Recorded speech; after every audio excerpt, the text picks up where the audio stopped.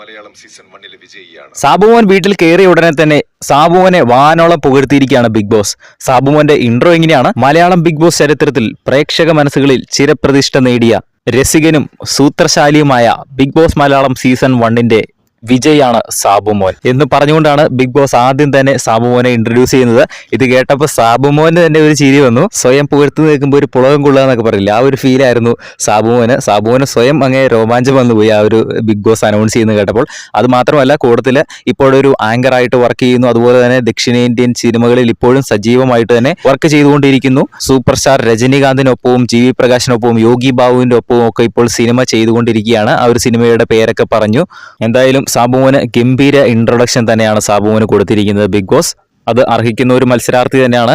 സത്യം പറഞ്ഞാൽ ഇതുവരെയുള്ള മലയാളം ബിഗ് ബോസ് സീസണിലെ ഏതൊരു സീസൺ എടുത്തു നോക്കിയാലും ഏറ്റവും ബെസ്റ്റ് പ്ലെയർ ആരാണെന്ന് ചോദിച്ചു കഴിഞ്ഞാൽ സാബുമോന്റെ പേര് തന്നെയായിരിക്കും കൂടുതൽ ആൾക്കാരും പറയുന്നത്. ബിഗ് ബോസ് സീസൺ 1 കഴിഞ്ഞിട്ട് ഇപ്പോൾ വർഷങ്ങൾ കഴിഞ്ഞിരിക്കുന്നു. ഇപ്പോഴും സാബുമോന്റെ പേര് സജീവമായിട്ട് തന്നെ ബെസ്റ്റ് പ്ലെയറിന്റെ ലിസ്റ്റിൽ തുടരുന്നു എന്നത് എന്തുകൊണ്ടാണ് എന്ന് അദ്ദേഹത്തിന്റെ അന്നത്തെ ഗെയിം കണ്ടു കഴിഞ്ഞാൽ തന്നെ നമുക്ക് മനസ്സിലാക്കാവുന്നതേ ഉള്ളൂ.